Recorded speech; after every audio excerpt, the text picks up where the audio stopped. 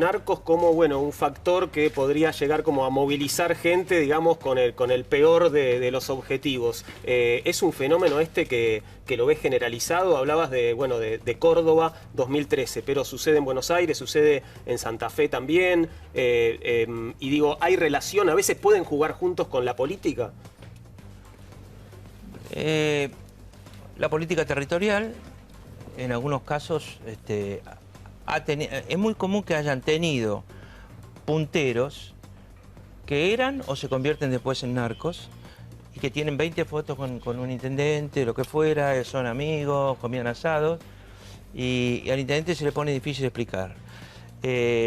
También es muy común, me parece a mí, que le digan, me parece que fulano está en la joda, uno de ellos, que es muy eficiente en política, etcétera.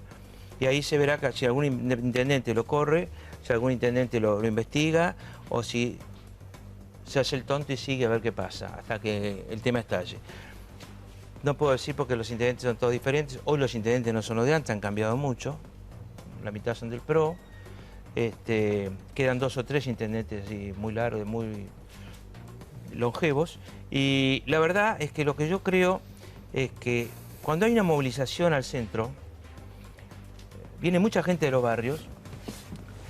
Esa gente tiene conciencia política y social, en mayor o menor medida. ¿Qué quiero decir? Es gente que sabe para qué va y sabe cómo se tiene que portar. En estos tiempos, que son tiempos donde la violencia tiene un desprestigio enorme, la violencia social o política tiene un desprestigio enorme. No atrae a nadie. Por suerte, ¿no? Por suerte. Son tiempos de diálogo, casi obligatoriamente de diálogo. El diálogo tiene mucho prestigio, en cambio. Y yo creo que la influencia de Francisco ha sido importante en esto, la cultura del encuentro y todo lo demás. Entonces, además, a los gobiernos no se los puede joder todo el día. Por más que no te gusten y no estés de acuerdo.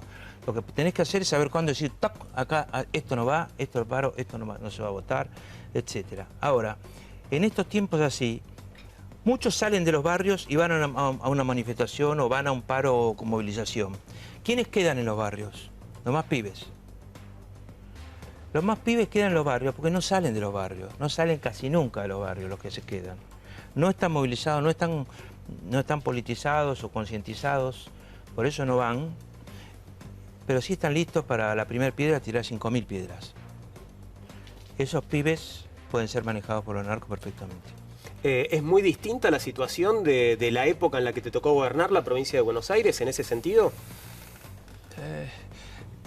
Hubo una época que fue el 2002, yo empecé el 3 de enero del 2002, ese año cayó el PBI 13,5%, así como si hubiera una guerra civil, ¿no? Prácticamente es un desastre, nunca me había pasado en la Argentina. Y había un elemento muy importante, no había laburo. El 50% de la gente, según el INDEC, en esa época, decía la verdad, daba pobre por ingresos. Había un tipo con un departamento de 80 o 100 metros en Caballito que daba pobre. Pues habían licuado los ingresos y no había laburo, estaba parada la economía. Todo el primer semestre del 2002 empezó a arrancar al final. En el primer semestre yo vi que había mucho más miedo en la gente que en los que gobernábamos. Yo tenía mucho miedo de lo que pudiera pasar. Después, con el tiempo, me di cuenta que los que protestaban en una esquina, que cada vez fueron menos, tenían más miedo. Miedo de esa especie de disolución de la Argentina, del poder en la Argentina, ¿no? De la licuación. La gente que salía a protestar tenía mucho miedo. Y entonces eso ayudó mucho a que no hubiera. Después, lo que creo que fue importante es aceptar rápidamente las organizaciones sociales que o venían de antes o surgieron en esa época. Aceptarlas como las que están haciendo lo que el Estado no hace en los barrios. Yo las acepté plenamente. Y tuve muchísimos cortes, pero los negociábamos enseguida los cortes. Teníamos un sistema de negociación de cortes muy bueno que hacía que en 15 o 20 minutos estuviera abierta un lugar y después en fin, no voy a ser larguero para decirle lo que hacíamos, pero desde el que fui vicegobernador, o sea, año 2000, año 2001, y gobernador del 2001 al 2007, calculamos o sea, primero gobernó Rucauf, 9.000 cortes. Entre callecitas cortadas o autopistas.